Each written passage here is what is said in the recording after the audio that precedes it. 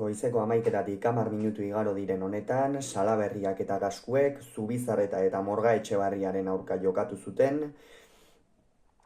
binakako B serie txapelketako ligaxkako laugarren jardunaldiko lehen norgehiagokaren analisia egingo dugu. Salaberria eta Gaskue ziren favorito, eta ez zuten nafarrek utxik egin 22 eta 11 gainditu baitzituzten Zubizarreta eta Morga Etxebarria.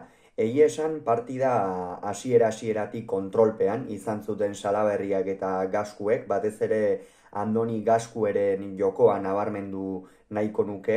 Izan ere, Larraintzartarrak lehengoan ez zuen partida hasiera ona izan, eta horrek partida amaierarako asko kondenatu zituzten biak ala biak, Dario eta Gabirondoren aurka Labriten, baina ostiralean oso bestelako itxura bat eman zuten.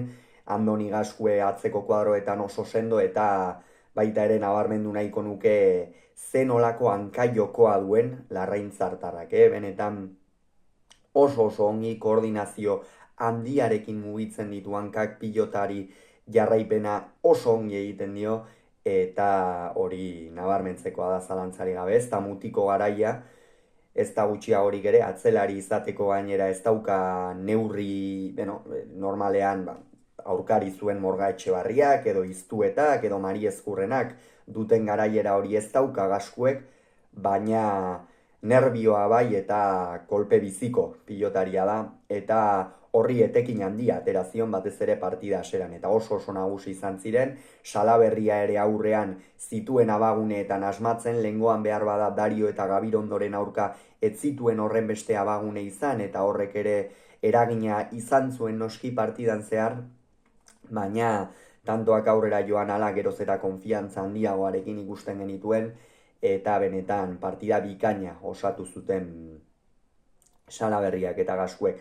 12 eta 4 aurreratu ziren lehen etenaldira, eta egia da bigarren zatian bestelako itxura bat eman zutela Zubizarretak eta Morga Etxebarriak. Irei Zubizarreta oso deseroso egon zen aurrean, ez zuen iaia abagunerik izan, lehengo asteko norgehiagokarekin ez zuen zerikusirik izan inondik inora ere.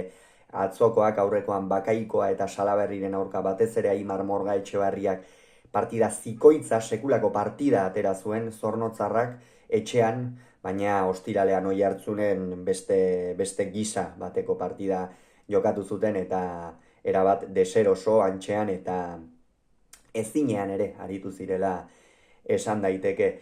Egia da gero 11 eta 15 ere aurreratu zirela, Aimar Morga Etxebarriak apur bat ere lortu zuen Andoni Gaskueri bizkarra erakustea tarteka.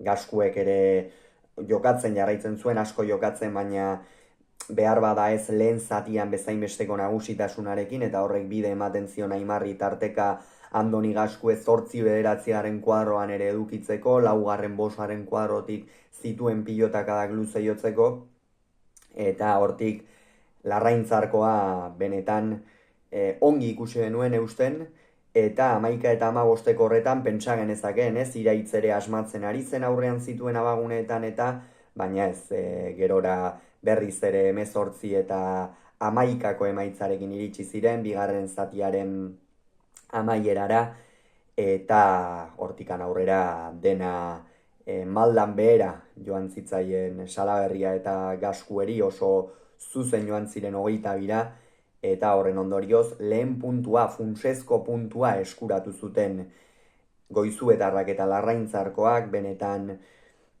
3-3 galduta eta 4-4 galdu ezkero ja bete-beteko krisian sartuko ziratekeen, baina ez zen horrela izan. Partida zaila aurrera atera zuten, eta orain konfiantzaz gainezka ekingo diete hurrengo jardunaldiei. Hauxe beraz esan beharrekoa, hurrengoan gehiago izango zuen, bitartean on izan, agur.